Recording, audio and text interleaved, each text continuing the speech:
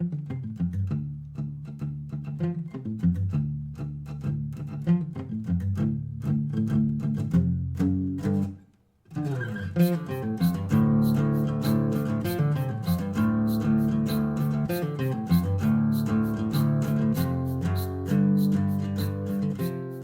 everyone, welcome to JoJo's World. Good morning. Good morning. It's a crisp Tuesday afternoon here in the lovely town of Springfield, Massachusetts. Home of the... The brave. What are they called? It is the Crystal Braves from Final We're Fantasy. not doing 14. Final Fantasy 14 this week. Too much Okay. in recent episodes. All right. I will say that I don't really have anything else to reference then, because all I've been doing is Final Fantasy 14. I'm Liam S. Smith, one of your co-hosts. And I'm Nick Valentine, the other one of the co-hosts. This is JoJo's World, our JoJo's Bizarre Adventure recap and discussion podcast, where today we are commencing our discussion of Neon Genesis Evangelion, possibly the most influential show we've done to date. I would say so. I think it's pretty influential. Other than, of course, JoJo's Bizarre Adventure. I mean, there's no doubt in my mind that that's, But also, this feels like every conversation I've had with people about anime, someone at some point will mention Evangelion. Sure. Because it's just like, have you seen it? What was the ending? Shinji getting the Have fucking you robot. seen it? What was the ending? Well, that's it. I think every conversation I have, they're like, what do you think of the ending? And I'm like, I haven't seen it. They're like, what? Who are you?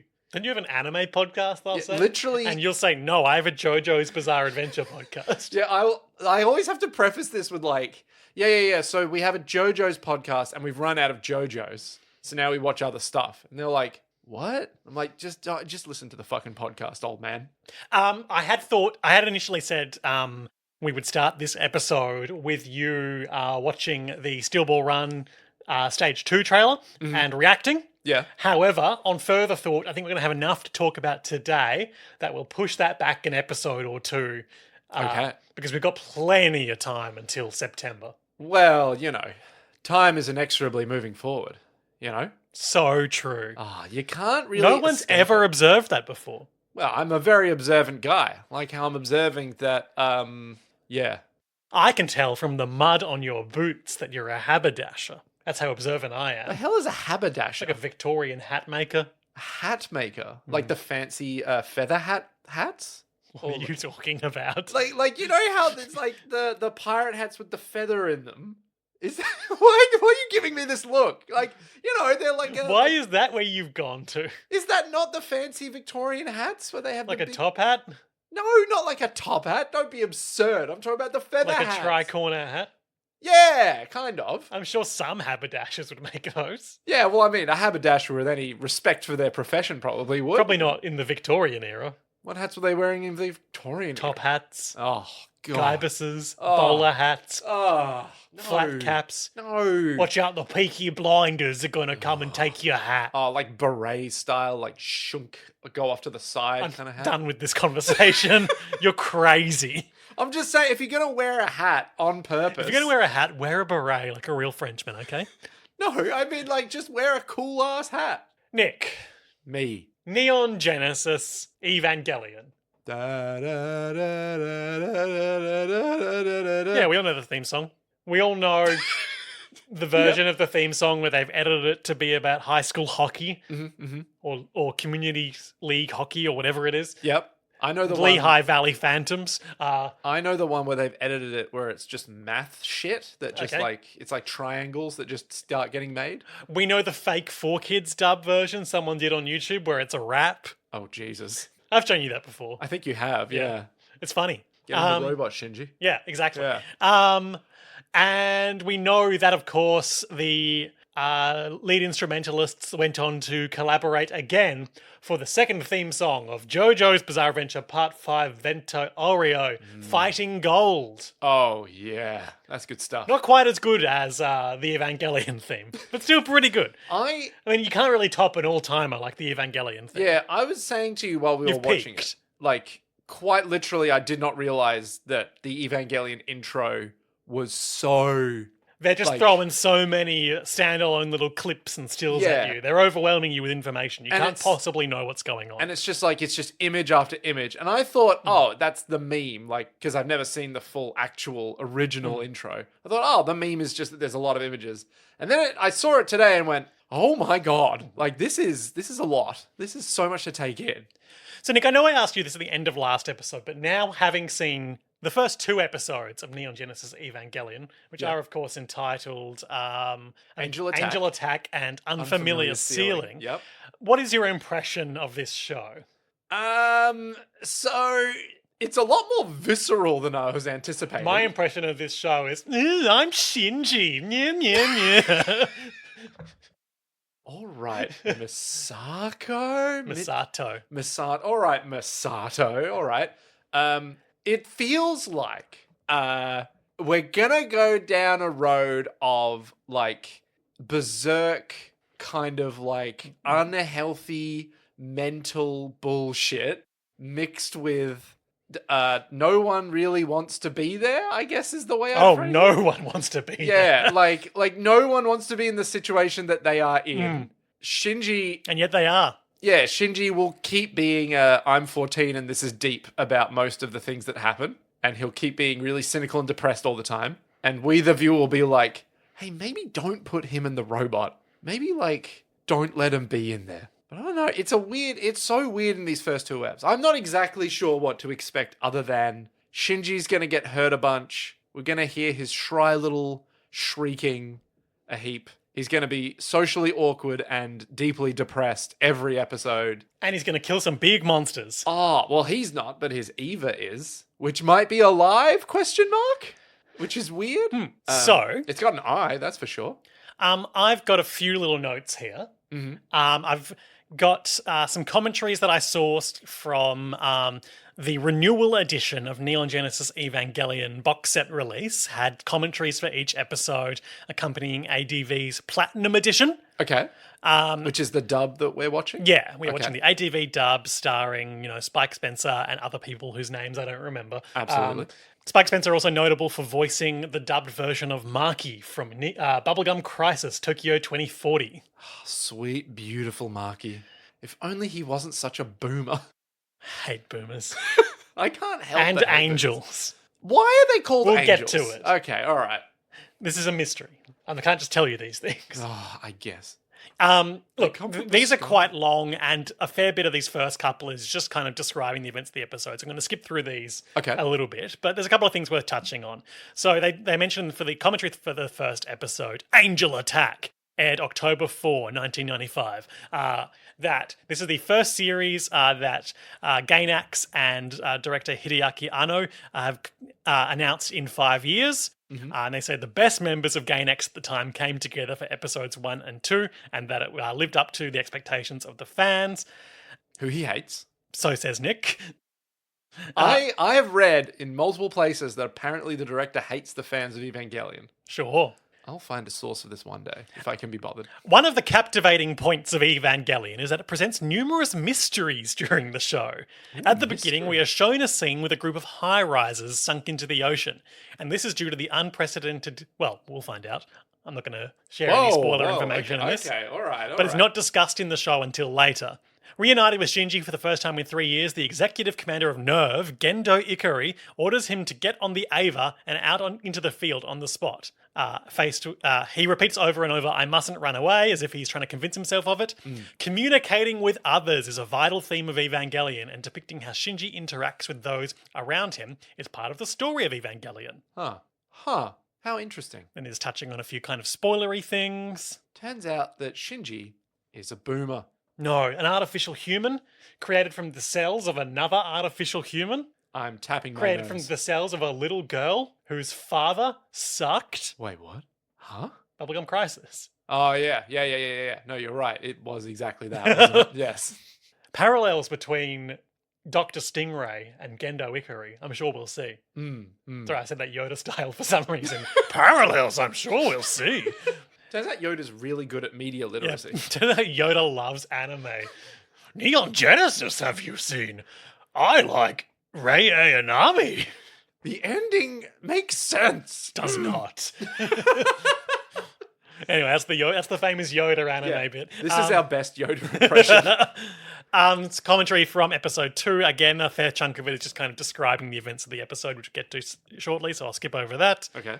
Numerous new mysteries are presented in this episode, such as the existence of something called the Human Instrumentality Project, and the organic-looking bare face of Unit 1 underneath the cranial armor that Shinji saw. Yeah.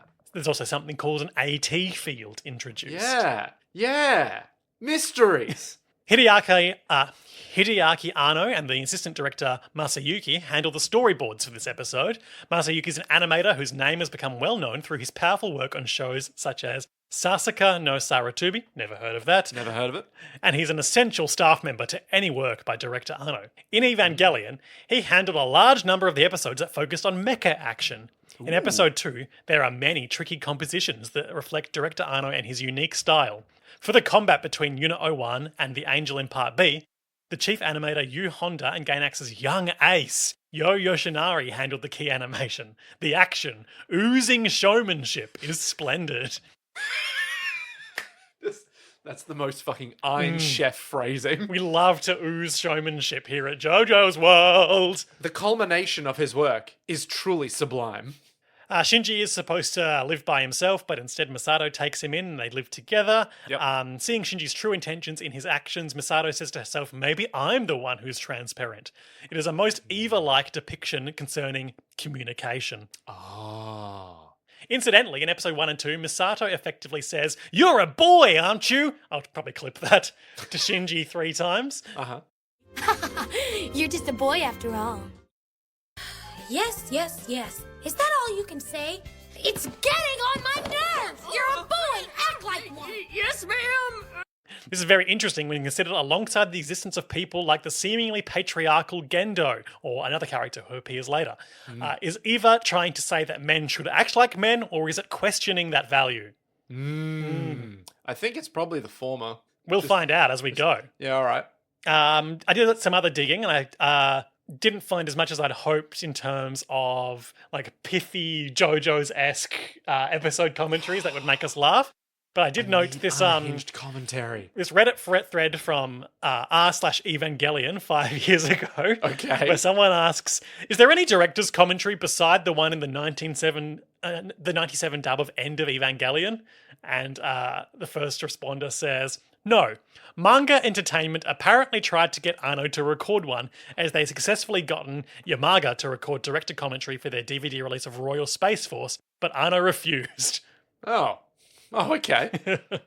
Interesting. There is also apparently something that these posters are referring to as the commentary of doom from the dub crew of End of Evangelion that say it's so full of misconceptions and nonsense that one's knowledge of Evangelion actually decreases by hearing it.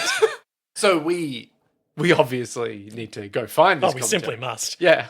I reckon it must just be like, you know, when you hear actors talking about like, you know, I'm not really a big like, you know, fan of the franchise, but I really like, you know, that one, I think he's badass. And they're describing like, you know, Sephiroth or something. Sure. It's just like, you know, I think he's got a lot of, you know, when I was playing Sephiroth, he's got a lot of like heartache behind him. And I really, you know, I admired that in him because I too own a lot of big swords. But, you know, I think Sephiroth, he really, you know, he comes to the fore on his own, you know. Sephiroth he's got that kind of... white hair. Yeah, you know, exactly. That's what... Just like me. Yeah. When I was younger. And when you think about it, like, you know, white hair really is the true tragedy of Sephiroth, you know, and that's kind of where I drew from when I was trying to, you know, get into him. Me, Dwayne "The Rock" Johnson. That's right. That's what I was. Yeah, it's just like that, except they'd be like, "Yeah, hi, I'm the voice actor of Shinji."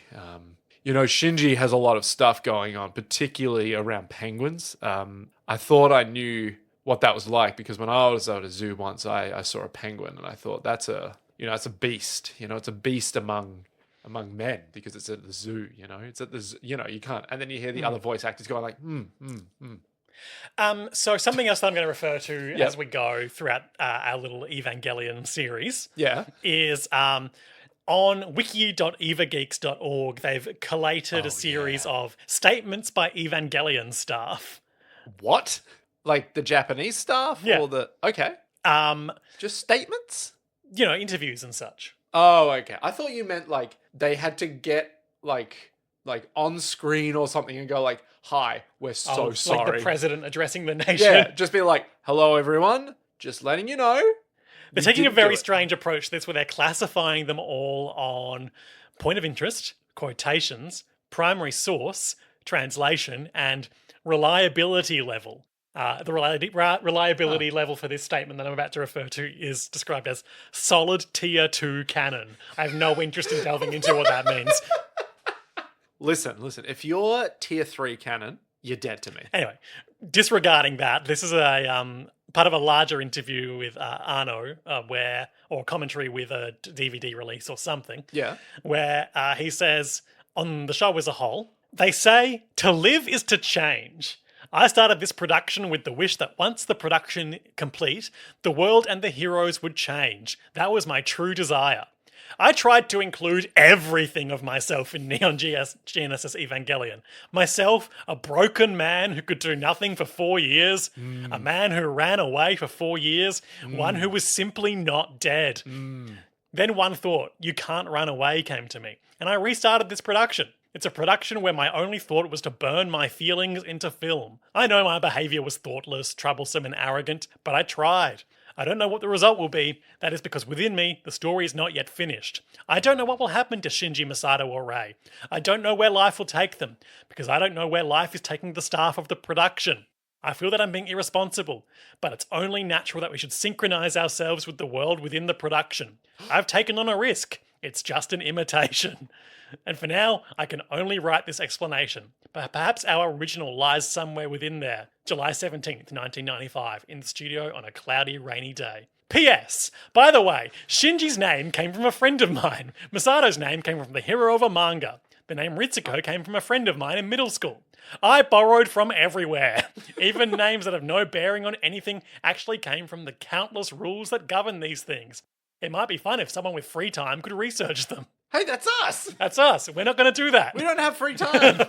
We're on a very tight deadline here. So, in a nutshell, what's going on in Evangelion as a whole? We've got clearly some sort of post-apocalyptic it's a new Japan. Yeah, it's a future where, in response to a world-ending threat, there's been a disaster. We don't know the scale of it, but there's been a disaster that has clearly destroyed a significant portion of Tokyo or Japan. Yeah, we're up to Tokyo 3 now, which is interesting. Neo Tokyo 3, as they said in the subtitles. Yeah. So, New Tokyo 3. Yeah. What happened to Tokyo 2, you might ask? Don't worry about it. Don't even think about it. And Tokyo 3 is built in what they call a geofront, which, as far as I can figure out, means that it's like a false... it's a false foundation. Yeah. And so when emergencies happen, they can shunt all the cities underground. Yeah, and there's like an entire garden. Yeah, and at the base of the geofront is a pyramid with sci-fi military bases in it. Yeah. And it's huge. It's fucking enormous. We also know that 15 years ago, 2000, because it takes place in 2015. Yep, the future. Something happened involving the Angels, and now in 2015, the Angels are returning. Yeah. It was something like the Angels have come back after 7 years? 15 years. I thought they said 7. Am I thinking Final Fantasy again? I don't think so. I think you just got that wrong. I refuse to believe that. That's an impossibility. 15 years ago, something happened. Something came and destroyed Neo Tokyo 2. And now, Tokyo 3 is also occupied by the UN military. Yeah, which is pretty significant. Yeah, I did notice there was a lot of UN stuff. And I don't know if that means that like everywhere's under attack and the UN is just helping everyone, or specifically something special about Japan. Yeah, like if they're coming because, I don't know, Mr. Badman Akari Dad has some fucking special thing in Japan or something. I don't know, but it's wild. So we're in a post-apocalypse. Yeah. Yeah. Kind of. Sorta-ish. We're in an apocalypse. We're in an apocalypse. That's so true. We are left behind. I don't remember if this is text or not, or just something that I've seen people speculate. But it might also be like an eternal summer or something too. You might have noticed. What does that mean? Well, like the seasons aren't changing. Oh, as in literally. Yeah. Yeah. Okay. You might have noticed a lot of long silent shots with cicadas. Yep. Yeah. meow, meow, meow. Yeah. You'll be hearing a lot of that in this show. Yeah, okay, all right. A lot of fanning on faces as Yeah. well. A lot of discussion about air conditioning. Mankind's greatest triumph. Well, I mean, it's our triumph over nature. That's right. Does that mean something? No, So, would you probably like me to try and summarize in a minute what happened in these 2 episodes? not. Well, can I try? Okay. Oh, here we go. It seems only fitting that if you had to summarize the ones that you just watched the first time, No, that's fair. That's fair. I can try summarizing. But of course, the point of this is to provide a succinct summary for the listeners so that we're not foreshadowing things we haven't mentioned. Oh, later. yeah, no. So, I got this. just I keep got that in this. mind. Easy peasy. I got this. All right. So, Angel Attack is the first episode. We open with Neo Tokyo 3, and there's some weird under the ocean shots that happen. Don't worry about it. So, first thing that happens is Shinji is stuck in some kind of state of emergency. He meets up with this lady, Misato. She takes him to a secret base where his dad is and introduces him to the nerve program, where he's immediately told, get in the robot. 30 seconds. The robot reacts to him as he needs to be protected from like some falling lights. He hops in the robot. He goes upstairs, has a fight with an angel, which is just a big thing. Blacks out midway through it because he gets stabbed in the head. And then he wakes up, moves in with Misato, finds out there's a penguin there, and then flashes back to what happened in that fight. Turns out Eva went berserk and killed that angel. And then he's all like, oh, the ceiling's unfamiliar. And that's it. There you go. Boom. Bingo bango. Now you know the rest of the story. And that is an Evangelion. So what I think is quite interesting about the way Shinji's introduced in this episode is... The phone lines are down. Communication. I mean, I guess so, but not what I'm driving at. Yeah. The way he kind of springs fully formed into being this isolated child in the middle of Tokyo. Like, we don't see him wherever he was growing up beforehand. Yeah. We don't see him, like, getting the letter from his father that calls him here. We don't He's even see him arriving. Here to meet his father. Yeah. Whatever his old life was is gone. Like, we never go back to that as far as I recall. And he's just like this isolated boy who exists without any noteworthy attachments as he comes into the show. How did he get there to begin with? Probably took a train or something, right? But, like, that place is surrounded by the military. I assume the city's on lockdown. I mean, he has been called in by the commander of the secret flesh mech program, so... That's true. That is true. But also, fucking weird. Yeah. So he just appears. Yeah. There's nothing behind him. There's nothing ahead of him. He just exists for us to put ourselves into. Yeah. Because, you know... He's got no idea what all this is about, and nor do we. Exactly. He's our proxy. By which I mean, he's all of us. Just like Kinta from Dandadan. Okarun is a bit like what would happen if you allowed Shinji to develop some self-confidence. I guess, kinda? But Okarun... Well, I mean, Okarun's got more traits than Shinji does at this point. Because Okarun actually likes things. Whereas as far as I can tell, Shinji doesn't like anything in this world. So you mentioned in your recap, but one of the first things we see is all these sunken cities as the big form of the angel swims through Yeah. the water and then makes landfall. I want to talk Seemingly about ignoring it. that first angel. The Plague Now. Doctor. Speak on that. Well, it's got a big mask with like a big beaker. So this thing that's, you know, swimming around and walking is literally just like a big humanoid kind of fleshy black mass, I guess you could say, that has a mask at the front of it. It doesn't have like a head per se. It's like, it's all chest, right? And in the middle of the chest is like a white mask, like a plague doctor. It looks a bit like the sort of like death figure from that show Soul Eater. Death figure from Soul Eater. Which is not a show I've seen, but I've just seen this character, so I'm sure it's pulling on some common symbolism or something. Yeah, it looks very like devoid of emotion, devoid of soul, devoid of, you know. Yeah, it does kind of look like that guy. White mask on like black void for flesh. Yeah. So it's got real like unnerving, almost human, like not quite bone human plate vibes. throughout its body, like exposed ribs looking things, and then like a big, And like gills, big glowing weak point crystal at its core. Oh yeah, big red ball. According ribs. to the Evangelion wiki, I should have looked some of this stuff up in advance. Never. That's it is- not the JoJo's way. Its angel name is Sachiel. Satchel? Sachiel. Satchiel. It is the third angel. Okay. Are these names all like references to like, Michael, Gabriel? I assume so. Yeah. But Satchel just feels like satchel. Like Indiana Jones had one. Okay. Yeah. We don't know where it came from, but we know what it can do, which is fuck us up. We don't know where it's coming. We don't know where it's going. We do know big orb inside of its chest, which feels important. Apparently, its design is based off a prototype of the character Ishtar from the manga Wahaman by Yoshito Asari. Sure. But I don't know what that is. Same. Apparently, the ch in Sachiel is pronounced as a hard K. Sachiel. Oh, Ezekiel. If you say so. Yeah, because it'd be Sekiel, which means Sachiel. yeah. But if it's like a what is it? Romanization? Is that it? Where they take the English word and then make it more Japanese. Where it's like to say beer, you could say biru, right? If it was like Ezekiel, they might say Sekiel. Look, good guess, but Fuck. Sachiel is an archangel of the Order of the Cherubim. The name Sachiel originally occurs in the late 1500s grimoire, the Heptameron. He is the archangel of wealth, abundance, success, and prosperity. None of which the characters in this show will ever see. Excellent. And that's why we had to kill him in the first episode, symbolically. With each angel, we lose more of ourselves. So true. So it looks fucking weird. It acts fucking weird because it's just like it's seemingly monotonously walking towards the center of Neo Tokyo 3. Yeah, at one point, Gendo or someone says, "Oh, it must be able to detect us. It's coming this way." So Yeah. for some reason, it's either locked onto the EVA as a potential threat, or it's got some other goal. Yeah. Can I have a hot theory right now? Absolutely. There's some shit brewing in Neo Tokyo 3. Very specifically in that cheeky little pyramid that we saw. I don't know what it is. Maybe it's just another big ball.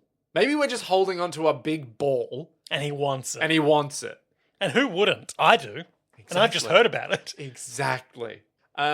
Yeah, so it's just walking. It's making its merry Well, first way. he's swimming, and we see this big lineup of tanks all along the cliffside. All these UN tanks. Oh, a lot of cicada sounds as well. Yeah.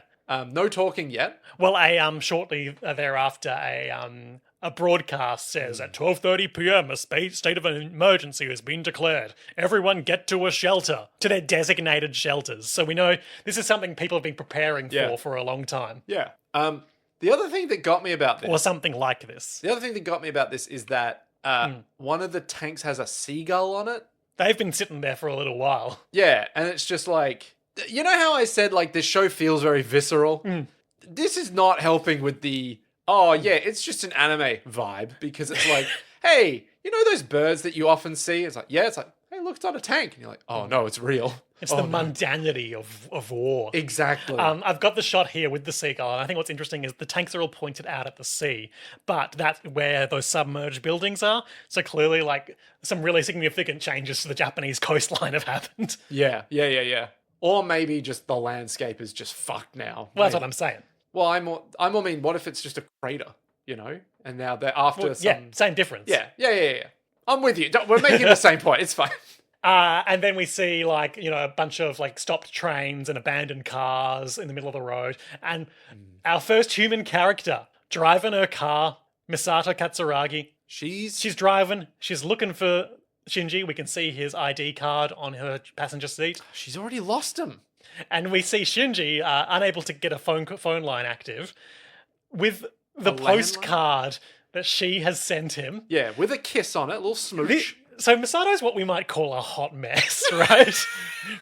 She's got a lot of arrested development Sorry. going on. Are we talking about hot mess or hot mess? Hot mess. Okay, gotcha. She's also what we might call a functional alcoholic when we see her apartment. Would we call her a functional alcoholic or a Semi-functional. functional alcoholic? She puts the fun in functional alcoholic. Hey, is she a functional alcoholic or high functioning depressive? She sent Shinji Yeah, this postcard. where she's leaning over, being all like, hey, with like, does she do the little peace sign in this? She's kind of doing it like is it just like a little it's kind of wave? crook, kind of a wave, but she's also drawn an arrow pointing at her cleavage Wait, what? So she has. and done a big red lipstick kiss on the photo. Like, girl, what do you think your relationship with this 15-year-old boy is gonna be? Boundaries, Misato. You're here to turn him into a human weapon. What if the author saying he put everything of himself into this is really coming to the fore?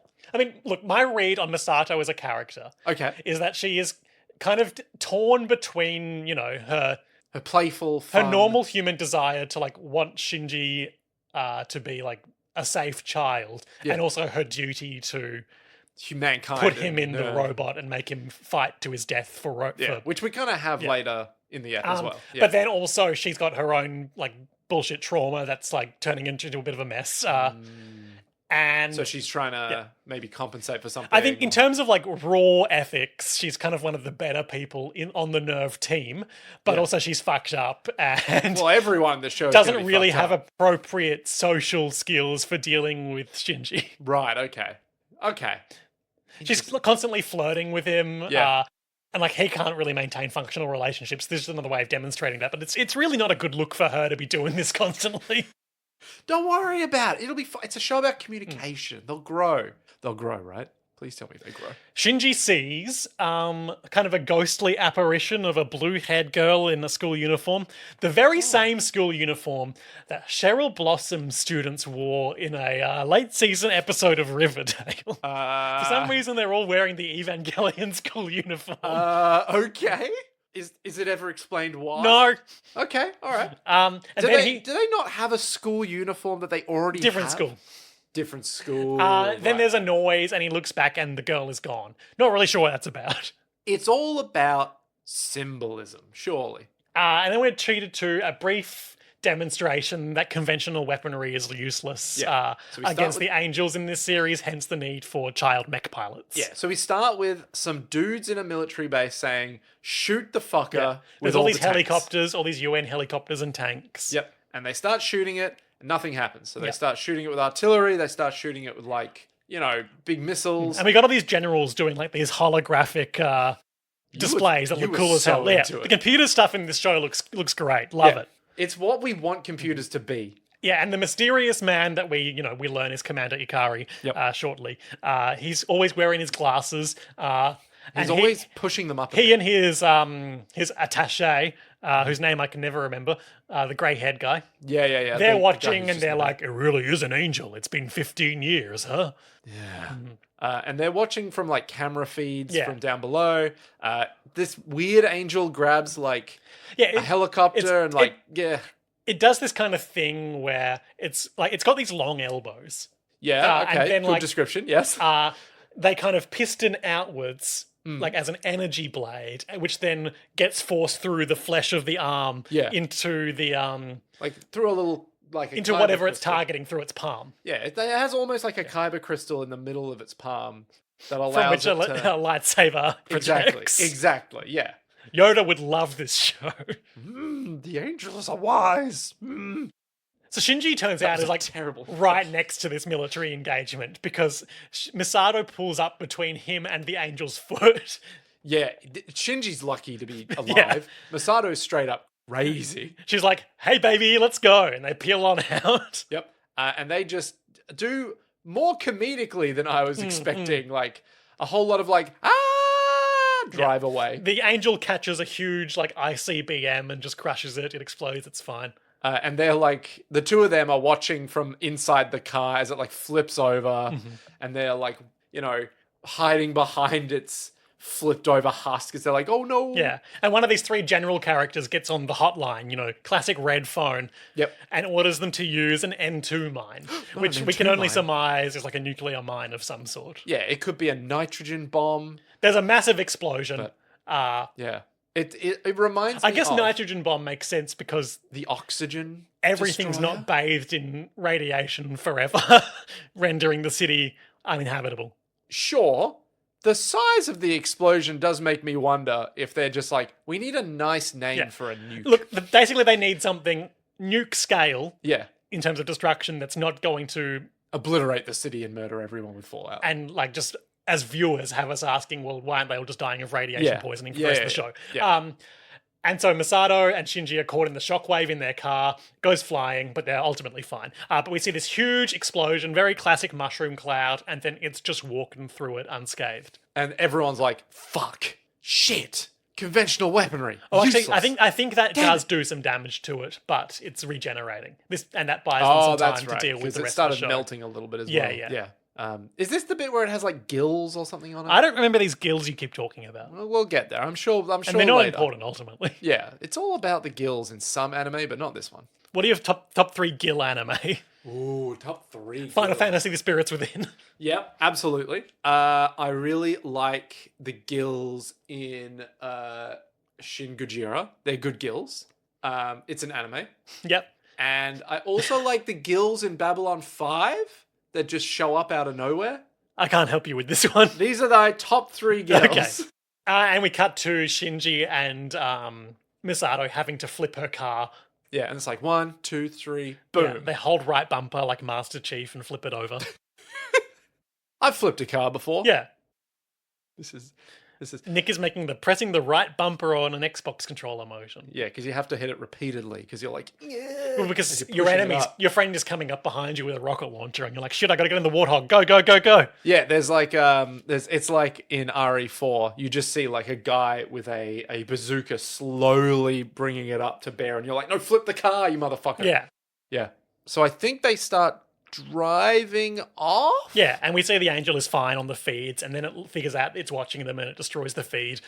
And And Misato has a interior panic attack about her car's mortgage, her car loan. Well, I did volunteer to pick him up, so it's only my duty to make sure he gets there. See ya. Phew, this stinks. I just had this car repaired and it's a total wreck already. 33 more payments to go, plus the cost of repairs. And look, my favorite dress is ruined. Ruined. Miss Misato? And I look so good in it. Excuse me, Misato. What's that? Those batteries. Isn't that, theft? Don't worry about it. It's an emergency and we needed a working car, right? I am a government official after all, so everything's gonna be perfectly fine, okay? Okay. she had 33 loan payments left. How the hell is she going to afford that? And her dress. This is her favorite dress. She's driving and it sort of fades such that it's just her in a black void and we hear her interior thoughts. So, Misato, should we describe what she looks like at this point? Yeah. Classic anime blue hair, shoulder length. Blue? She's got purple hair. Oh, that's the lighting. She's got purple hair. Whatever. Yeah, no, very important because, as we all know, the only way we can distinguish these characters is from their hair color. Rei has blue. Misato has purple. It's blue-purple. Ritsuko has She's blonde and she has like a beauty mark under her eye. I saw there was someone who had red hair and another person who had brown hair ponytails. Oh, in the OP? Yeah. And there's a Who do you think that red-haired girl is? Go. She German? Could be. Boom. I think I know who she is. She's the tsundere. So I hate you. he hates me because he knows that I'm correct. In fact, you know what? I actually think I've seen there's a fucking great lady person who explains like comp sci stuff. Okay.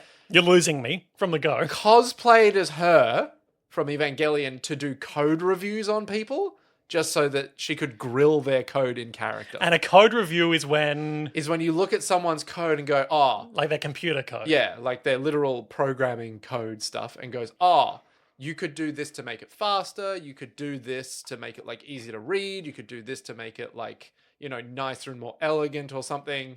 But obviously, I think that red-haired chick has a penchant for being maybe cruel or something, or very like holier than thou. And so the whole thing is just her being like, fucking pathetic.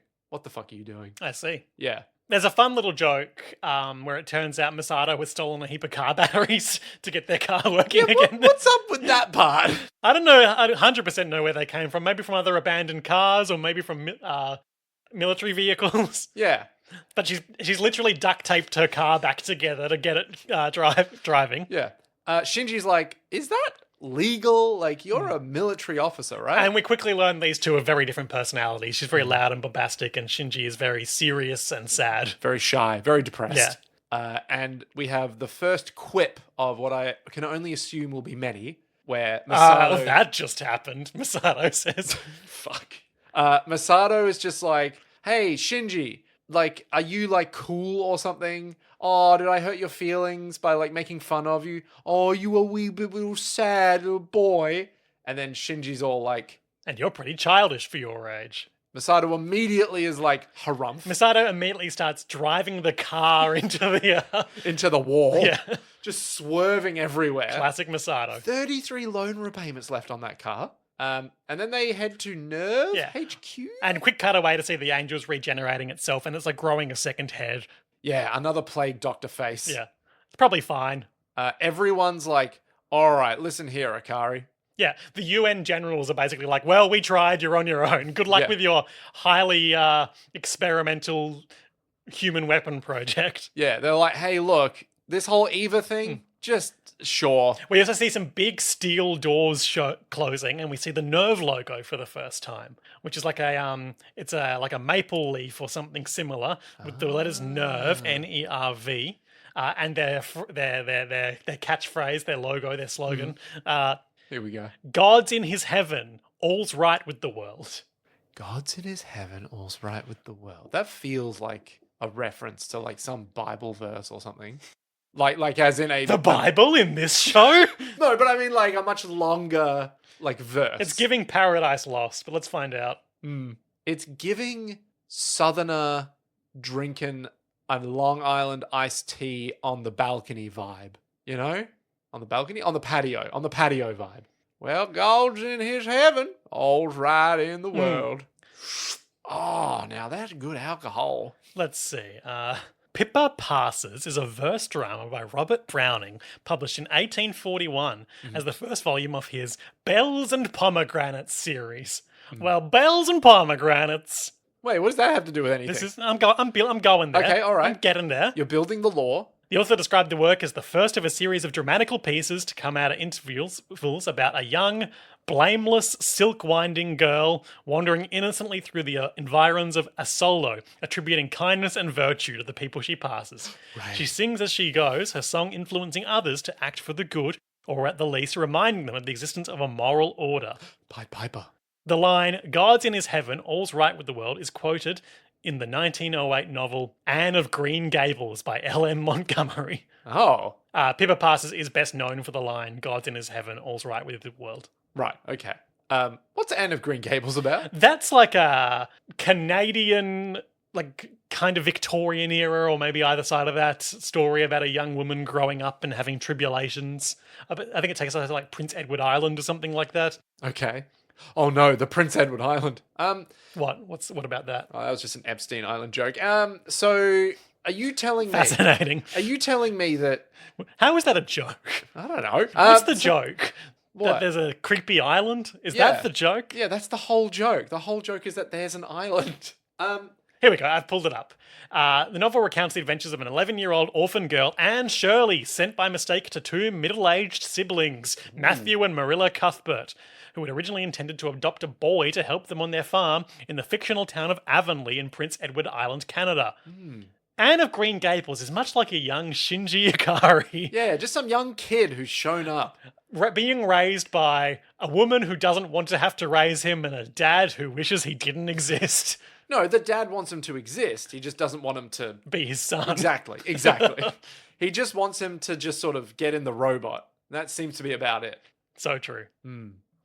Yeah, I gotta learn more about Anne of Green Gables to figure out more Shinji Ikari connections. You're gonna have to figure out who is Anne, and what are these Green Gables? Are they meaningful? Or All I know about Anne of Green Gables is people keep referring to each other as their bosom friends.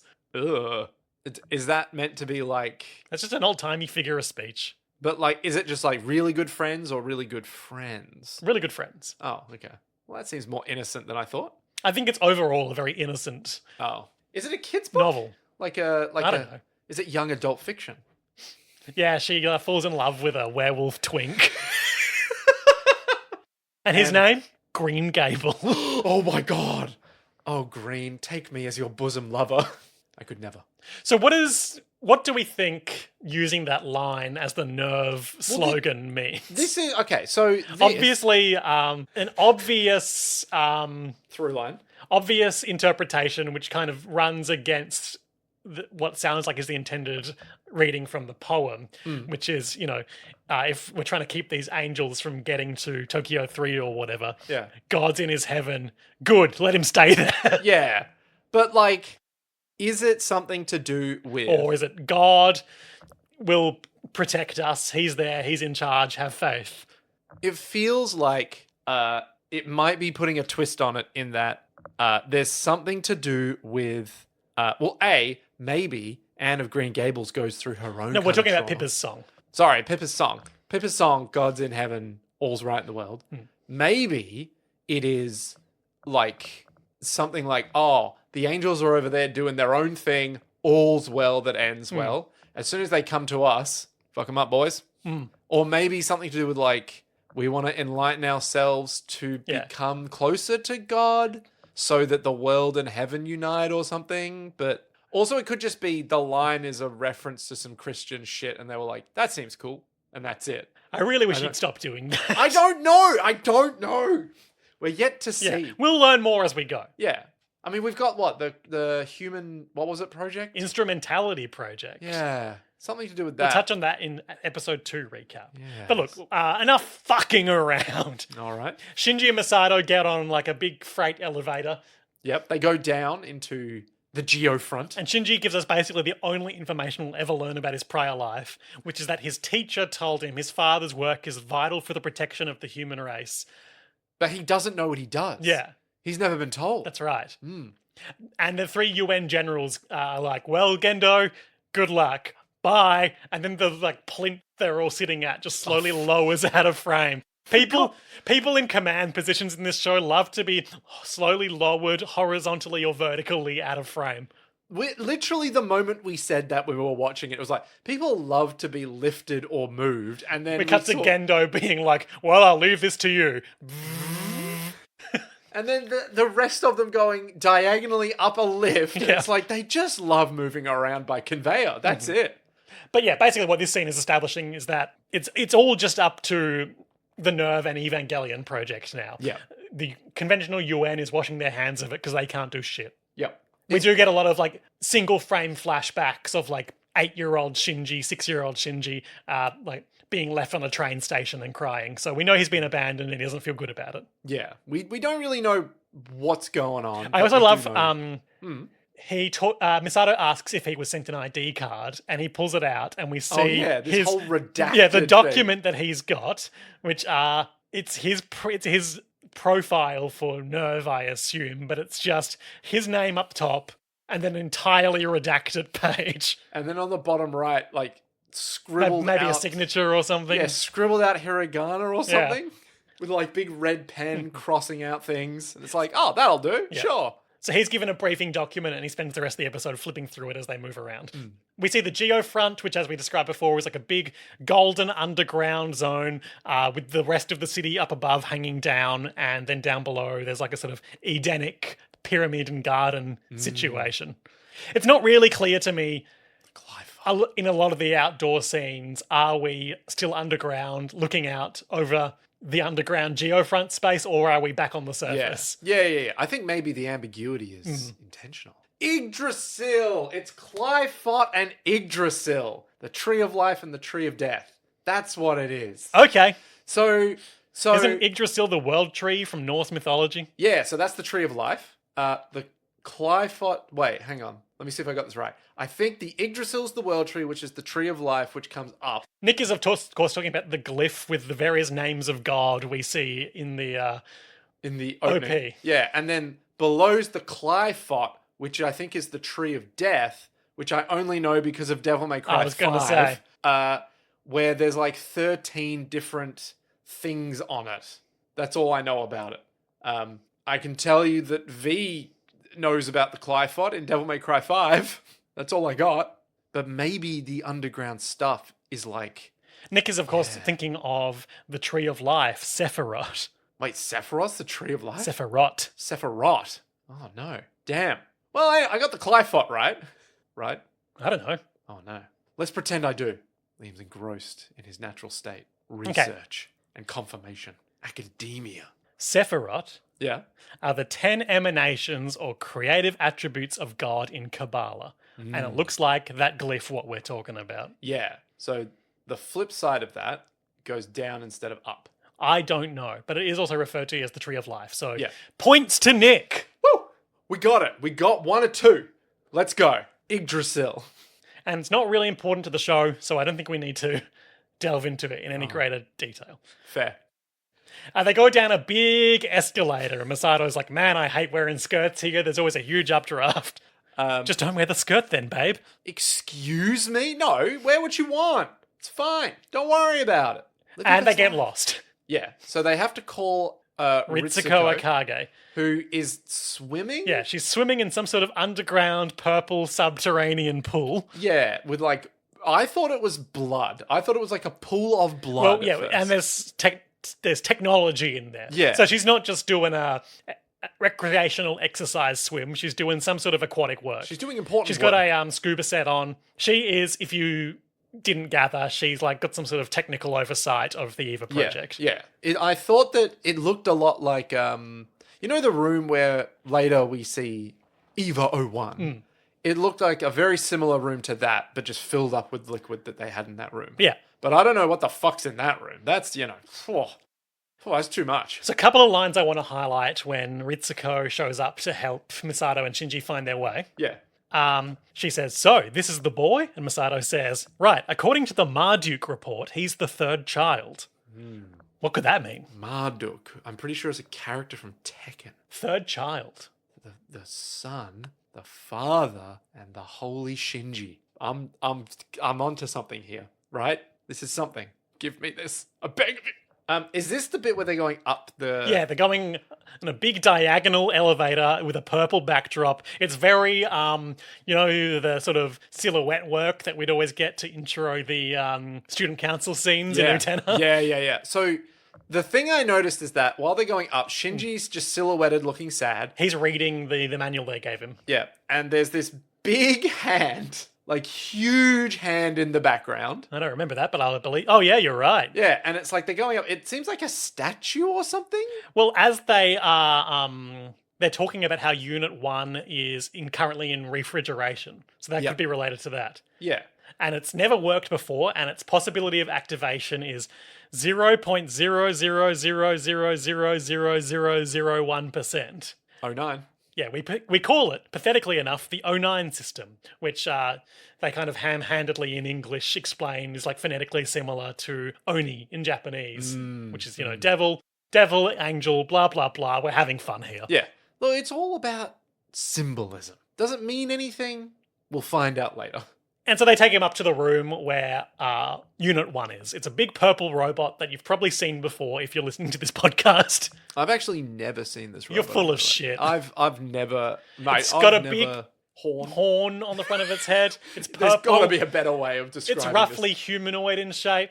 It's got a distinctive look. It's like really thin Its limbed. key colors are purple, orange, green, and like a blue mouth. Yeah, and it's got like, I want to say, we don't see it yet, but it does have red teeth. But like, it's just weird. It's like a weird looking mech. It doesn't look very robotic. Ritsuko says, you won't find this in the manual. This is mankind's ultimate multi-purpose decisive weapon, the synthetic human Evangelion Unit 1. Synthetic human. Synthetic. What do we make of that? Evangelion Unit 1. Built in absolute secrecy, it is mankind's trump card. And so again, if it wasn't obvious from the giant monster, we understand that there is some sort of existential, all of humanity threat here. Yeah. Gendo, Commander Ikari, Yeah. he's on the phone with them, essentially, like speaking to them over a loudspeaker. And he's in a room where he's got a 3x2 grid of a heap of Shinji's faces with nonsense numbers flashing over them the whole time. And all the numbers match on each of the screens, making you wonder, why are there 6 of them? And he orders them to deploy Unit 1 and move out with Shinji as the pilot. And Shinji's all like, But I can't do I've that. never driven this fucking thing. And I've just seen it. Why did you send for me? You know why I sent for you. So, you're asking me to take this thing and go out there and fight? Correct. How can you do this to me? I thought you didn't want me. Why? Why did you have to call me now, Father? Because I have a use for you. But why? Why me? Because there is no one else who can. No, I can't! I've never even seen anything like this before. There's no way I can do this! You will be instructed. But still, there's no way! I can't pilot that thing! If you're going to do it now. If not, then leave. And Misato is like, yeah, he can't drive this thing, and also good luck attuning to it. Yeah, Ritsuko is immediately like, hey, the boss said it, you're gonna do it. Misato is like, he's just a boy and he's your son. What the fuck are we doing here? I think at this point there's also something about Because like, she didn't necessarily know he was being brought here to... to pilot the mech. Yeah, and it's certainly not immediately. Yeah. There was something about like Ray took 7 months to Synchronize enough. Yeah. Yeah, you're gonna hear them talking about sync ratings a lot with the Evas. good stuff. And we, like... It's not necessarily important to know what that means, but like obviously, like There's some kind higher of, like- number means you're more in tune with it, Yeah, and you can control it better. I'm assuming it means something along the lines of you and the mech are more one-minded or something. So it's like you feel everything it feels. Well, yeah, we see him feeling the pain Yeah. it's feeling later, and Yeah. obviously, like it's not lost on us that to pilot it, they're inserting this big tube right into its spinal column. Yeah. So, you know. He says, "Father, what? Father! Why did you send for me?" And he says, "You know why, bitch." He said what? Yeah. My little bitch son is here to pilot this mech for me. Yeah, but did you call him bitch? I Is that- called you because I have a need for you. Gendo's a cunt. Misato's a mess, but Gendo's a monster. Like, we understand that immediately. Is the dad's name Gendo? Yeah, sorry, Gendo Ikari. Gendo Commander Ikari. Okay. I thought the other guy's Sorry, name was Gendo. yeah, they haven't referred to him by his first name yet. But Yeah. it's just going to be easier. Yeah, they keep calling him Mr. Ikari. Yeah. And I'm like, what's his name though? But then, what does that mean? Gendo Ikari and Shinji Ikari. Yeah, Gendo and Shinji. Like Two best tomato- friends, like tomato Timon mustard. and Pumbaa. Ah, classic. One of them's good. One of them's is, evil. Yeah, evil scientist. Just like Timon and Pumbaa. Get in the boar, Timon. Get in the boar. Sure. Yeah, Shinji immediately is like, I'm so not getting in that mech. Which, fair enough. And Gendo basically says, hey, get in the fucking robot or get out of here. If you're not going to be useful to me, why don't you go kill yourself? Yeah. Basically. And so Shinji's like, well, I guess I'll go Yeah. fuck myself. Then the base is rocked by an explosion, and we see, cool as hell, like an explosion entering the top of the subterranean city, and all the explosions this angel's making become crucifixes because Catholic bullshit. So, yeah, literally as that happens, I think they say, hey, we're just going to get Ray to pilot instead. The famous line is, and maybe that's not directly from this episode, maybe it's later. Yeah. Shinji, pilot the Eva, or Ray will have to do it again. Yeah. And they wheel out Ray Ayanami, who our impression of her from these 2 episodes is she's the world's sickest girl. Yeah, literally it's like she can't move. They wheel her out on a hospital bed with active IVs. She's got like patches and needles all up in her. Then the base is rocked by another explosion. She falls out of the bed. Shinji catches her and his hand is covered in blood. But lights start falling from the sky. Well, from the... I Yeah, a guess heap of the rubble ceiling. falls from the ceiling. Yeah, and these lights start falling onto Oh, Shinji. and but... it should be said as well, this girl Ray is also obviously the mysterious girl Shinji caught a quick glimpse of. Yes, blue hair. Yeah, what do you think that's about? Well, she's not in a school uniform, I can tell you that much. She's in a skin-tight latex outfit. Very becoming in the 90s, might I say. We can't be talking about 15-year-old characters like this. No, but unfortunately, Bubblegum Crisis Tokyo 2040 did set a precedent of young girls in latex They were suits. adults at least. They had office jobs. I'm sorry, who was the young kid who was in the latex suit as well? What's her name? Nene Romanova, who worked at the police call center. Yeah. She was an adult, Nick. She's not an adult. She was like 21. She was 21? She looked like 12. Damn, okay. These are actual teens. Okay, all right. Can't be listening to anime fans talking about like which Evangelion girl they're more attracted to. It's the most cringeworthy thing I've ever heard. Kill them all. So so then the lights start falling. Shinji's still holding Rei, and the big Eva, its hand moves over Shinji. Yeah. And blocks this falling rubble. I would say, And everyone's like, no, that's impossible. And the rubble goes flying towards Gendo. He's protected by shatterproof glass. He doesn't flinch as it smashes in front of him. And he's just that mean? smiling a smug smile like, aha, it's working. it's happening. I'm a genius. I'm Gendo. Lol. It broke its right arm restraint. That's impossible. It couldn't have moved without the entry plug inserted. So then, I'm pretty sure Shinji is confronted by Misato to be like, Shinji, listen to me. You're meant to be a man or something. He's saying to himself, I mustn't run away. I mustn't run away. You'll be hearing that a lot. Yeah. I mustn't run away.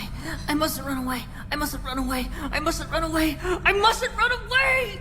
It's something like Misato says you have to confront your dad, but also you have to confront yourself. Yeah. You've got to kill your father, but also kill the father in your head. Ah, I get it now. I get it. When she said that, I was like, this show's not going to be subtle, is it? It's just going to be... Shinji, look, you don't have to pilot the Eva, but if you don't, everyone's going to die, so you've got to pilot the Eva. And Shinji's like, I'm not going to pilot the Eva. And then he does. And then he does. He They gets get in on that board. robot. There's some cool docking and unclasping montages. Yeah, they fill the entire Yeah. pilot So, area with water. Shinji gets into this like cockpit thing essentially. Yeah, in the back of And its head. they shoot that into its central nervous system. Yep. And then that fills with LCL. We don't know what that means yet. But then when it fills its lungs, it's hyperoxygenated so he can functionally breathe. Ah, it's like... They didn't tell it. There's a lot of, for dramatic convenience, them not telling Shinji things until they happen.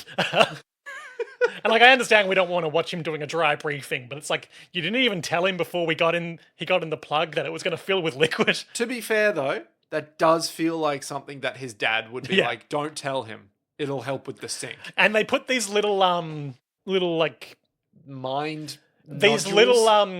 little pads. Giorno Giovanna ladybug buttons on his temples.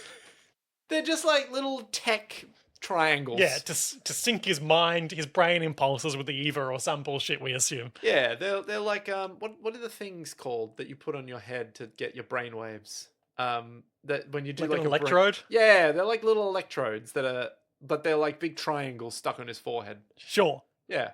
He says, I feel nauseous. And Misato says, stop whining. You're a boy, aren't you? Which I think she Really, means. really pushing the gender roles. Yeah, I'm getting the feeling that Misato is just like trying to give him the pep Yeah, talk. amp him up. But unfortunately, it's really solidifying that very toxic behavior from Yeah. Misato here. And there's a lot of talk about like his synchronization rate, and we see like two different like 49%. overlined graphs of like brain waves. Crazy. It's never been done like this before. There's a bunch of computer interfaces with like alphanumerical nodes lighting up and turning green. It all looks very cool, but it doesn't necessarily mean anything to us as viewers. Yeah. And then the Eva gets sort of like, you know, one of those big... They kind of load it into the equivalent of like the railgun that shot Yeah. them out in Bubblegum Crisis. Yeah, exactly. It's like goes up a little conveyor and then it's about to shoot up and Shinji's all like, oh. And we this see should be like fun. a little map of like the various chutes they can launch it through to deploy it in different parts of the city. And man, this place is fucking massive. This place is huge. And then they shoot him up. Yep. And Shinji's all like, ah! Okay, he takes his first step very successfully. Great. Now he just has to kill the angel. He Yeah, takes so- his second step, immediately eats shit. Yeah, the angel is standing there. Oh, and you know, patiently waiting. They expose it like just thinking about moving and it'll move. Classic, Yeah. classic anime mech show. Like you just put your two hands on the thing and It'll the go. robot will feel your intent. Yeah. So it seems like quite literally he just has to think to do it and then the robot will do it. Yeah. So he starts doing it, falls over, and then the angel walks over, picks him up, and crushes his right arm.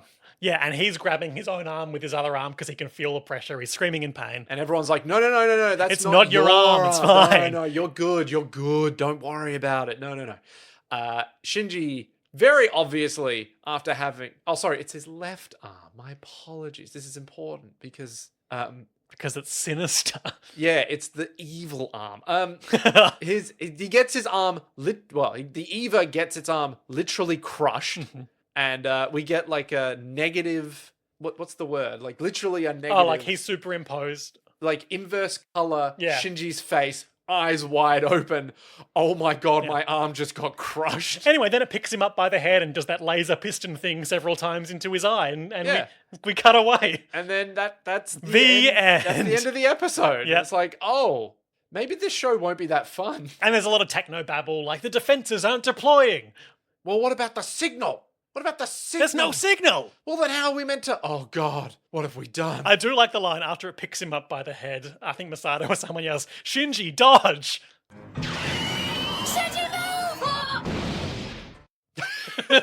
Like, it's got me by the head, babe. It's grappling me. What do you want me to dodge, motherfucker? XCOM, 99% chance. This is it. We've been training for this our whole The lives. angel's arm just like veers off into another direction. You have to understand. There's a 0.000000001% chance he'll dodge the attack, but we have to take that chance. And they've got like a heap of bar graphs showing like his prefrontal cortex, his hippocampus, his motor cortex, etc., etc. So he gets slammed back by, instead of just the big blade, it turns into just like a laser beam that shoots out all the way into another building. The Eva gets flung back, laser beam through the eye. It like, leans over. Yeah, it's not good. No, And then Shinji wakes up in a hospital. Yeah. Hooray! Also before that, when the laser beam goes through, it falls down a bit. Blood just spews out of the top and bottom of its head. Yeah, hey, why is this robot full of blood? Yeah. I literally was like, Liam, what? In my brain, I was like, Liam, what have you signed me up for? And then Shinji wakes up in hospital. We're fine. And we Everything's worked out. We cut to like a big crater where they're Their battle was. yeah, where they're retrieving the broken off head, it seems, of Which the looks Eva. half melted as Yep. well. And Gendo is in a meeting. He's in a classic Legend of the Galactic Heroes style hologram meeting. There are 5 evil looking. Yeah, tell me about these guys, Nick. So They've each got their own color-coded desk yeah, station. I was going to say, this is like what happens when the Power Rangers go rogue and they're like, we form the evil council now. There's yellow, blue, red, green, and white. They are, I assume, the different countries of the world or something. Well, they talk Or- about their investment into the EVA project and Nerve. Yeah. So they're financial backers, at least. That's Yeah. we know for certain. Each of them has one extremely evil feature about them. One of them has glasses and a long nose. One of them is like An evil kind of- mustache. yeah, and a long nose. Another one has like a grin that can only be called shit eating with a wide nose. In the dub, they've got some of the most evil rich man voices you've ever heard. It's like, it's so funny because it's so bad but so good at the same time. Like, one of them literally is like, well, then I suppose that we can't allow you to be continuing with this line of finance. But still, I wonder, Mr. Ikari, were Nerve and Eva used efficiently?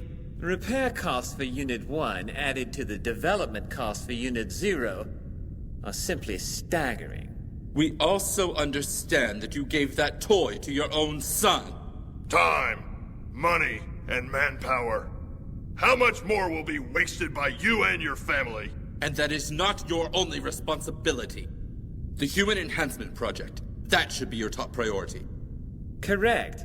Under these desperate circumstances, that project may be the only real hope for the future of mankind. Do you understand? In any event, the Angels are no excuse for the delay in the schedule of that project. We may consider adjusting the budget. The rest of the meeting does not concern you. Your presence here was appreciated.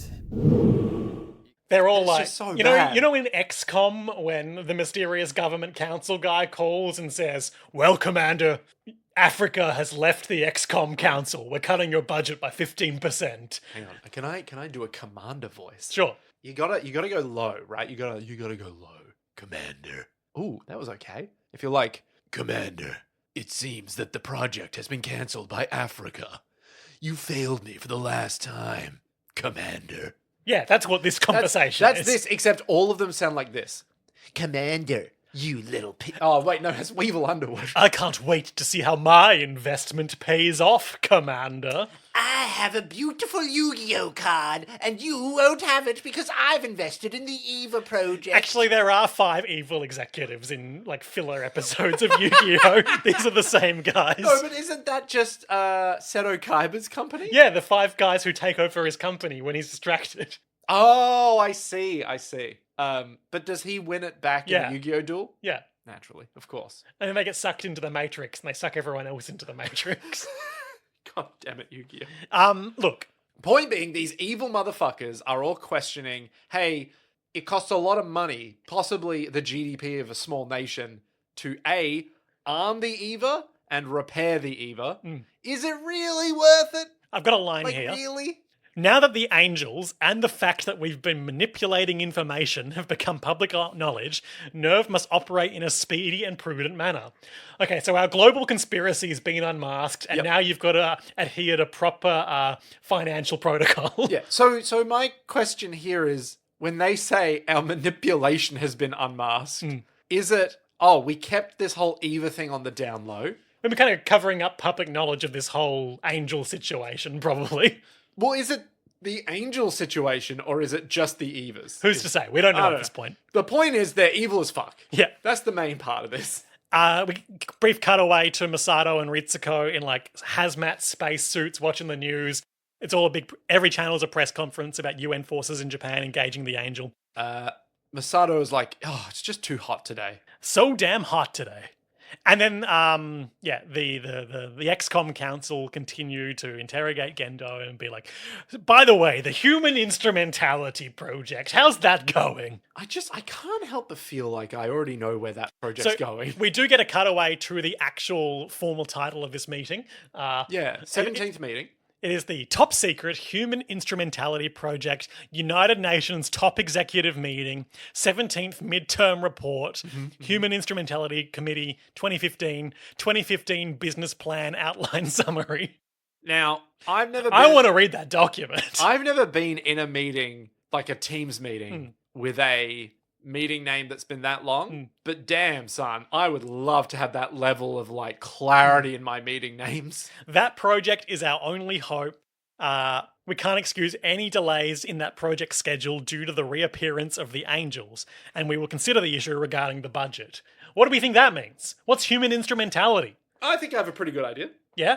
Do you want my theory now? Yeah, or do you think it's like some Mason bullshit? Mason? From Bubblegum Crisis? Oh, sort of. I think it's got to be something like the reason why Shinji can sync up with EVA1 is because the thing that EVA1 is Shinji, like a clone of Shinji. Made big. Made big, right? Literally just Shinji writ large. Yeah. We made a giant robot and it's got depression. Yeah, literally that, right? It's like, oh, Shinji, my son, you're the original, but I cloned We now you. return to depressed fighting robots. Blam, blam, blam. Oh, no. But it could be something as simple as like, we cloned Shinji. Shinji can pilot the Shinji robot because it's Shinji, because they're both really depressed and traumatized. But the instrumentality project is like, what if we could do it with anyone? Because maybe Gendo was like, I used my DNA, but you've got my DNA, and the fuck am I getting in that robot? And what do we think third child means, since you've talked true, about Shinji being compatible? Maybe... It could be that Shinji is the third child in a family, but it seems unlikely given that we have no other information about, like, brothers or sisters or any of his past or anything. But maybe when they say the third child, it's like maybe they screened, the entire populace for, like, a specific gene or something. Sure. And, if they have that gene, they can pilot the mech. Yeah. I mean, that's a reasonable guess. Yeah. But I got no idea. I just think there's something about human instrumentality that reeks It's not of... a good name, is No, it? it reeks of, hey, what if you're a tool? I'll bring you in. We'll use you like a tool. Look, Ritsuko and Misato were having another conversation. Like, we don't really need to go into the context, but I just want to draw attention to a couple of shots. One where they're craning in like a huge submachine gun, and then in the next shot they're loading like this huge belt of person-sized bullets. It's so many bullets. Like, it's so many fucking bullets. Do you reckon we'll ever see those being used? I'll be honest, I don't know for sure. I hope so, but I don't know for sure. Because we already saw that conventional weapons don't work, so what have these shells got in them that's going to make them special, right? Unless it's like... There's people in the bullets. Yeah. Or they just like, they break open the AT and then you put your hand and the bullets come out the hand like the angel with its like light. Replicating angel technology. Exactly. Misato picks Shinji up from the hospital ward, and they go to get in the lift, but Gendo's in there. So everyone just stands perfectly still until the lift doors close. Do you know what?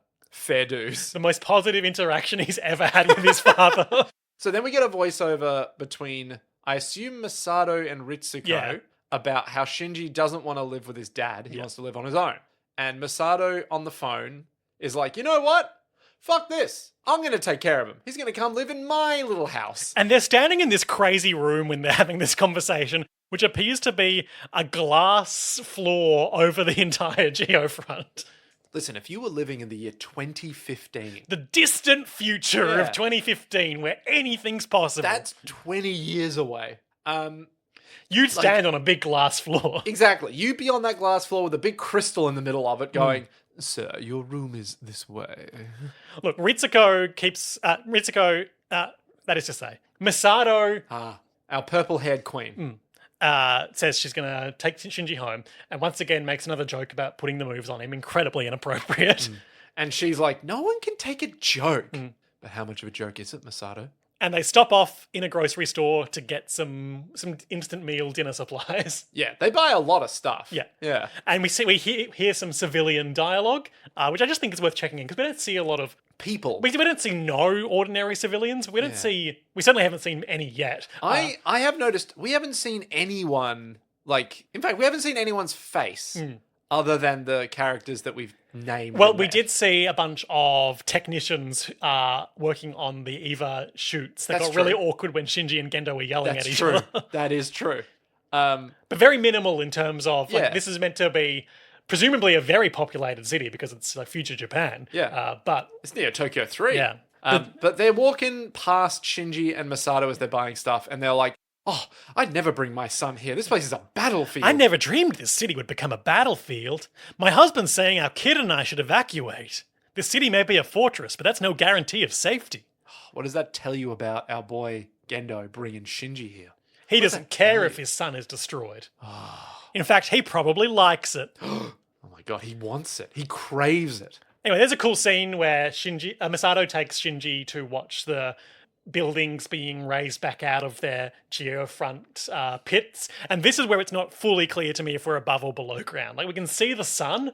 Yeah. But I assume this is above ground. Yeah, that's my assumption. Because I think and maybe it's just because it's sunset. It's still just all that golden light that we see in the geofront. Yeah, I think it's meant to be when we're underground, all the buildings are on the ceiling. But when we're above ground, all the buildings are on the ground. That makes sense. That makes sense. When the buildings are being shunted up, it's like they're coming from upside down to right side up. Yeah. We know what we're talking about. The city is a fortress designed to protect against the angels. New Tokyo 3, our city. The city you're here to protect. Woo! Go Shinji. Misato's apartment. There's a lot to take in here. There's a lot to unpack. So Misato opens the door. She does say, I've just moved in myself, but I don't necessarily think that's true. I'm sorry. No, she probably did. My read is that's an excuse, and she moved in a while ago, but just hasn't unpacked. Oh, maybe. Because she's a mess. Right, okay. Because she's got all of these stacked up moving boxes. Yeah. But then also every surface of the apartment is covered in her empty beer cans and whiskey bottles. And... Yeah. And instant meals and whatnot. So she basically says, Shinji, look, you come on in. This is my home. This is your home now.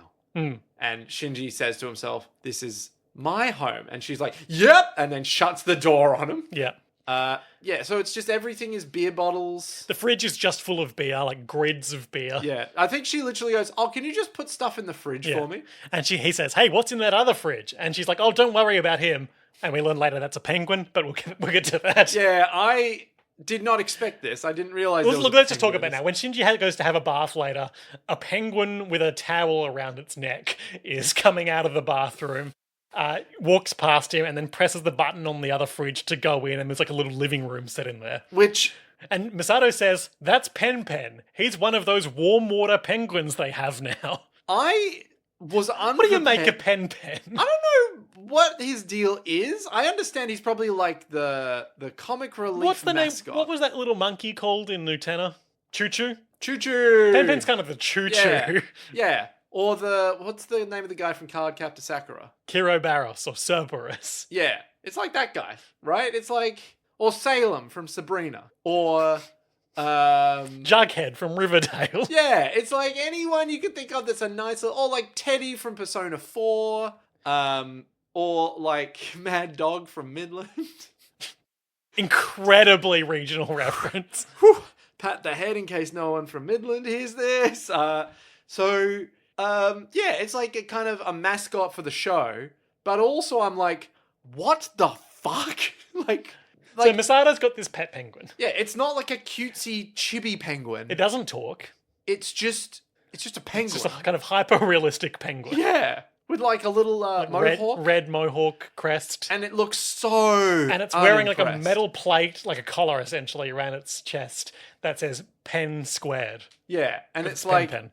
It looks so unimpressed with the Earth as it goes back to its little hidey hole. And he's just here. Like, what? Do you think he'll do anything of note? I'm not sure. I think maybe we have like a 5% chance of him saving Shinji's life at the last moment from like, you know, coming out, sliding down some ice, and then being all like, saved from the EVA or something. Seems unlikely. Because I don't think he's going to be like, you know, taking up arms on a machine gun or something. Yeah. What if they put him in the Penguin EVA? The sub-EVA. Penguingelion. Penguelian. There is a fun little quick joke where Misato and Shinji have played rock, paper, scissors 28 times to distribute their chores.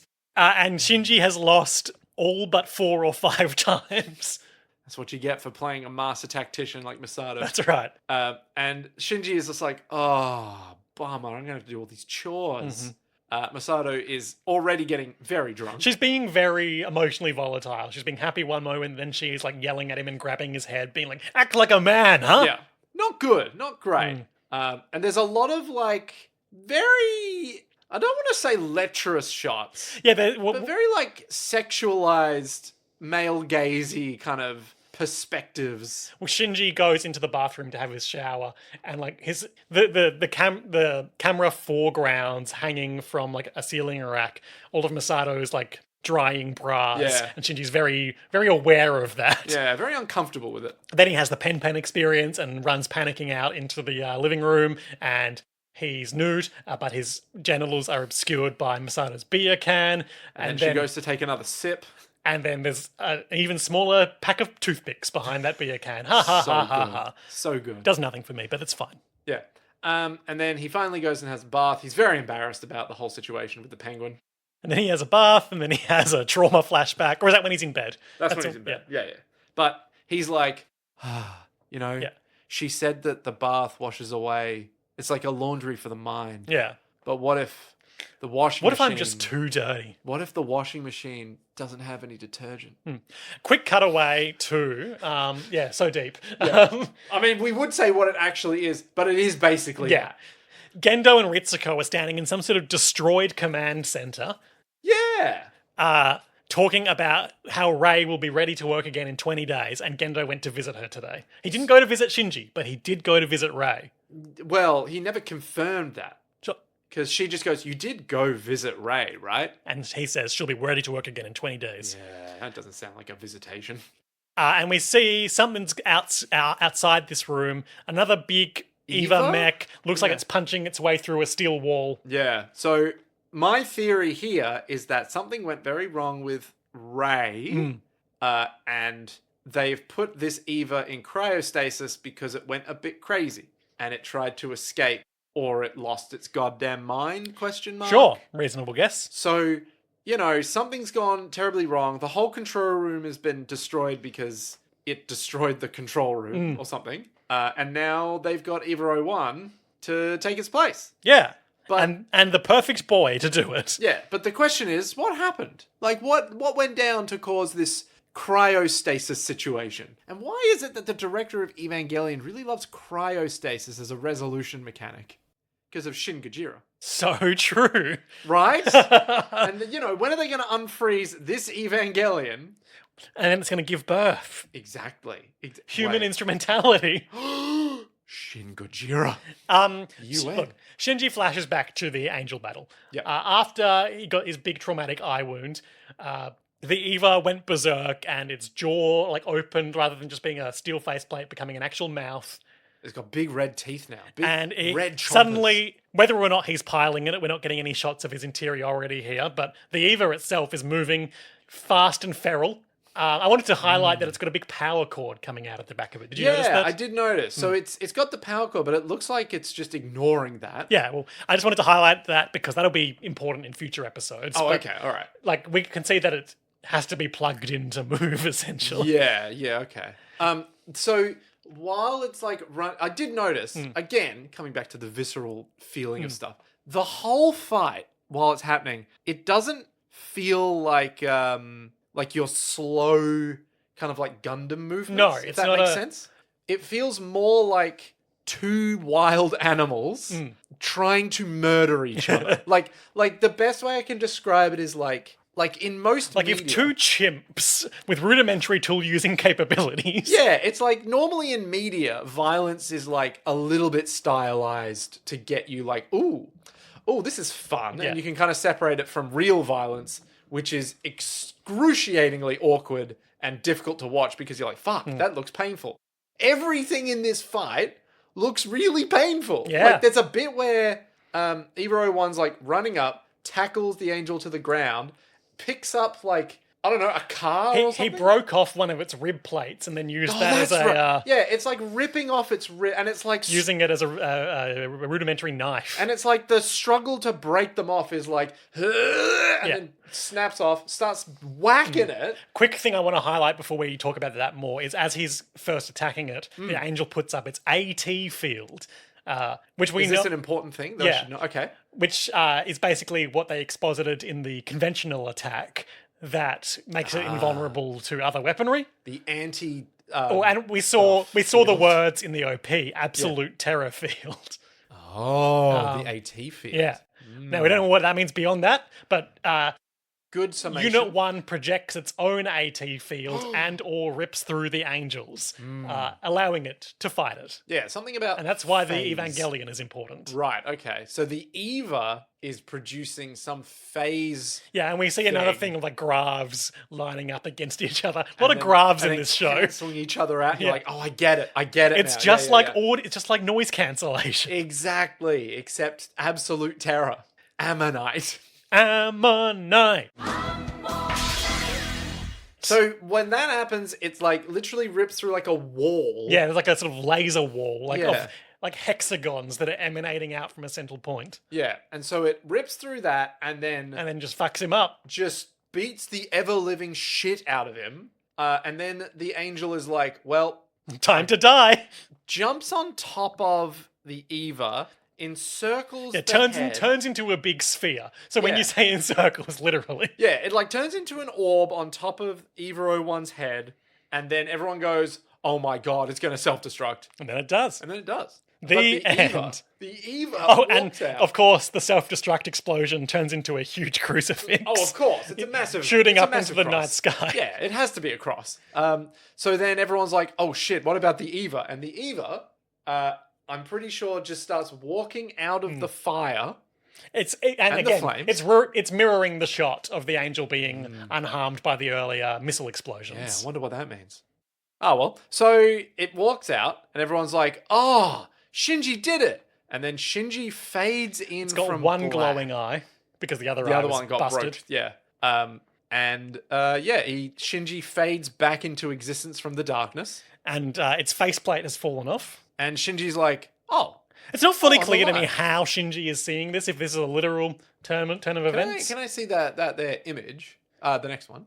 That's it. So, Shinji is almost having an out-of-body experience. Yeah, because I think this must be he sees what the Eva sees, right? Like on the floor. No, like on the big screen that he's seeing everything. That's what the Eva sees, and there's a building next to it that's just reflecting. Oh, reflective plate. That makes exactly. sense. So there's this big reflective window that's reflecting the Eva's face, but it's got this like organic. It forms in real time. Well, I was going to say it's got an organic head. Yeah, but then like there's a boil essentially forms in it and it turns into an eye. And then it opens up, does like the kind of eye sound that eyes do when they form. And then it looks at Shinji, and Shinji looks at it. Game recognized game. In inverse weird red coloring. And then Shinji's back in bed. Woo! We're back to the present. He's looking at his left arm that got crushed, and he's like, oh, Misato comes in wearing only a towel and says, "Hey, Shinji, good job today, kid. Bye." You should be really proud of what you killed did. that thing real good. And Shinji's just facing away, being like, I'm not exactly sure why he's like, so much, but... I mean, he just had an incredibly traumatic experience. I mean, but His dad doesn't love him. He has to get things shoved into his eye. There's a lot of pressure on a small boy. It's not that... Well, I guess he is pretty He's 15 years old. Yeah. There's a lot of pressure on a 15-year-old boy to... Save the world. Save, certainly Tokyo, possibly the whole world. Yeah. And he doesn't have a lot of self-confidence. No. Yeah. But he's got a penguin roommate. That's right. That's pretty Things good. are looking up for Shinji. And yeah, that's it. That's the end of episode 2. Yep. What an unhinged fucking anime so far. Just no time like the present, which is a good kind of pace to be at. Which I can only assume we're going to keep at this breakneck pace for the rest of the show. We can only hope. We can only hope that, say, at episode 17, it doesn't fall off a cliff. But who knows? Who's to say? So, Nick, highlights and lowlights for this episode.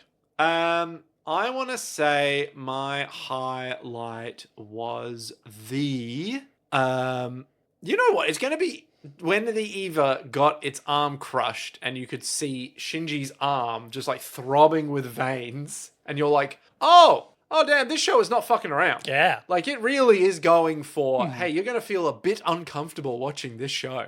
Because it's just, again, it's like so visceral, man. Yeah. Like there's something about it that just really just hammers home. Like, I don't know what it is, but it hammers home something that makes me go, ooh. Yep. Yeah. Yeah. Cool. What's your highlight? My highlight, I think it's got to be... Sorry, if you say the penguin. Gendo's committee meeting. Just like the Commander. Key color plinths for all the obviously evil delegates. There's this like hint of this global conspiracy theory, which like isn't necessarily the main thrust of the show, but it's just boiling away in the background. I love that shit. You're not going with the 3 military leaders as they say, it's up to you now. I mean, it's all good. It's all great. Low light. Look, I'm going to just make this my low light now. I'm going to try not to do it every episode. Okay. But I could really do, like, and I know they're doing something with it, but it's still kind of gross. Yeah. The, like, weird, like, Misato joking about sexualizing Shinji and stuff. Oh, okay. It grosses me out. Like, and I know they're doing something deliberate. It's not just trying to be, like, titillation. Yeah. But it's just uncomfortable. Like, it's very the villain of Utena. Okay. All right. I was going to say my low light was going to be the sudden cutaway of the battle just sort of ending. Because I was like, oh. Are we not seeing that? Well, we do see it later. But you didn't know that at the time. Exactly. But I'm like, oh, so I know he lives. Like. Or did he? Oh. Half this episode was just his dying dream, and the rest of the show, it's about Pen. Oh, no. Penguins are trauma. Oh, it all makes sense now. Yeah, hard to pick a low light from these 2 episodes, really. Like, it's all pretty good. Yeah, agreed. Strong, solid first 2 eps. Same. So, Nicholas. Hello. Our small boy, Shinji Ikari. The very same. He's come to Tokyo 3, the Geofront. His dad wants to make him pilot the robot. Uh-huh. He doesn't want to, but he has to. Classic. What do you think will happen in episode 3 and 4 of Neon Genesis Evangelion? Well, that's the show. Entitled, first, A Transfer, Uh-huh. and then Hedgehog's Dilemma. Hedgehog's Oh, no, I'm sorry. Please forgive me. Okay. They in English they do titles for the first and second half of the episode. Okay. They don't do that in Japan. So sorry, those were the names for the second halves of each episode. Maybe I'll give you both. Okay, so sure. episode 3 is The Phone That Never Rings and A Transfer. Okay. And then episode 4 is Rain and After Running Away and Hedgehog's Dilemma. Okay. I think I've heard about the Hedgehog's Dilemma. We talked about the Hedgehog's Dilemma briefly. You didn't know what it meant, so I didn't explain a few weeks ago. Well, I knew Evangelion was coming up at that point. This is exactly why you didn't explain it. So, a transfer. What was the first half of the... The phone that never rings. Maybe it's like... Okay, so my thought is, immediately, we're going to have another angel. Yeah, that's pretty reasonable. I only know about the big cube, and I think that one's meant to show up pretty early, but I don't know for sure. Sure. So I'm assuming we're going to get like a couple episodes of, hey, like, Dad, why did you ignore me all these years? And then the dad will be all like, Who are you again? Yeah, get in the fucking robot.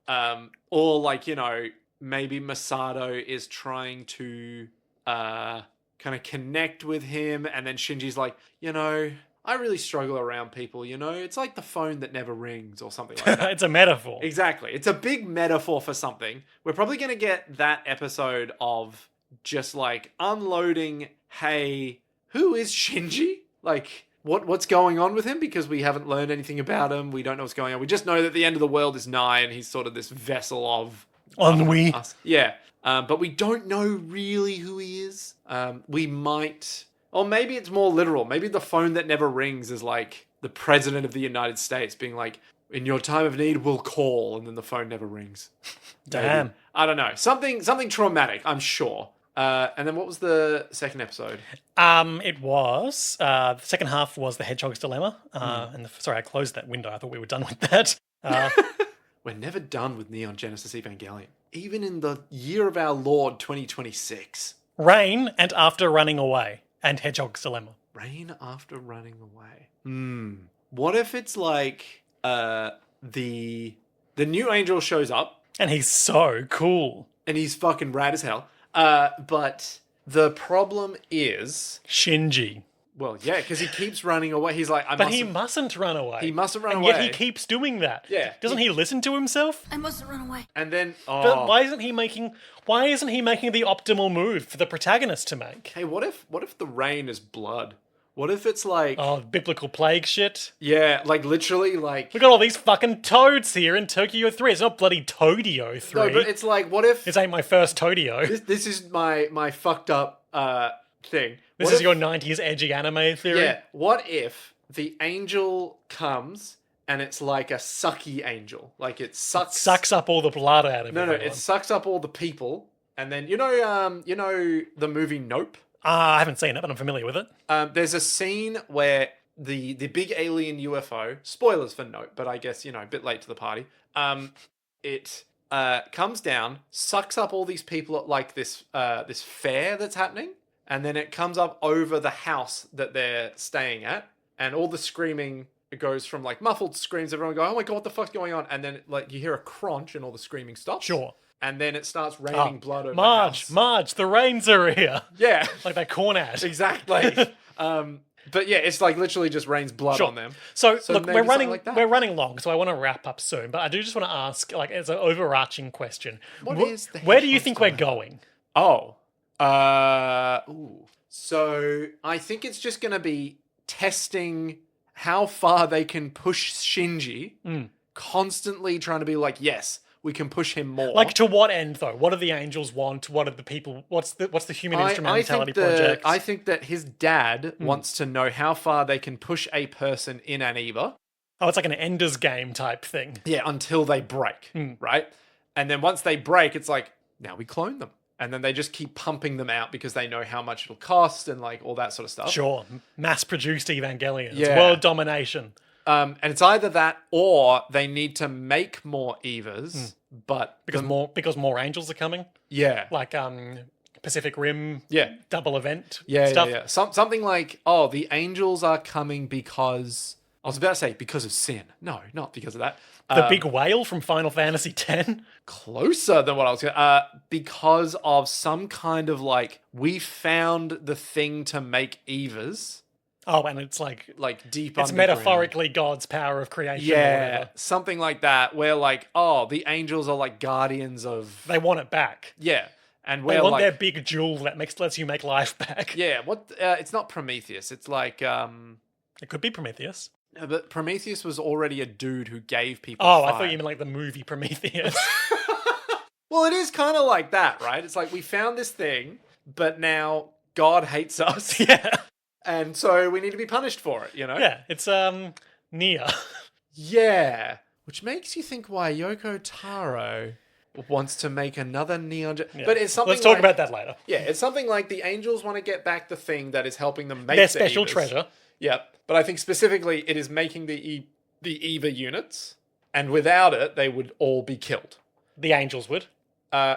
The humans would be killed by the angels. Okay. Because they're like, oh, they came to kill us all and get back their juicy thing. Yeah. Do you think that came from space or another dimension or the Bible? Those are kind of our three main options. Yeah, I reckon it would be from another dimension makes the most sense to me because whatever the fuck we just saw, I don't think would be an alien. Like, as much as I would love to say big orb with plague doctor mask, feels like some other dimension or some other plane From of existence. hell. Yeah. The War, Event Heaven. Horizon, R.I.P. Yeah. Sam Neill. Yeah. One of the real ones. Yeah, like something to do with, there's literally no way of like going to the source of where they come from, full stop. Because in space, at least you could fly there. If it was like somewhere on Earth they've been hiding, you're like, we could go there. But I think it's like, no, they just come into existence. Sure. Do you think they are like life forms with interiority, or they're like a manifestation of just like a force like hatred or Like ennui Silent Hill or style. Yeah. Like, I reckon they are more like mindless forces of nature because I don't think they have the capacity of like emotion or anything behind them. They're just like coming in to be like, yo, you gotta die just because that's the way of things. You're holding on to your little artifact. We're gonna get that back. Listen, that's just how it be, all right? I don't make the rules. For that, you gotta go to God. And Who's God's real, that by guy. the way. And he's got so many arms. Oh, bro, if you could see his laser beams, you would fucking You would take so die. much damage. You would die because of the damage from the laser beams. You have no idea how dead you'd be. Cool, okay. Something along those lines. Well, we'll see all of that and more next time on JoJo's World, when I also want to ask Nick, what is a Neon Genesis? But we'll get to that later. Oh, no. But until then, to be continued.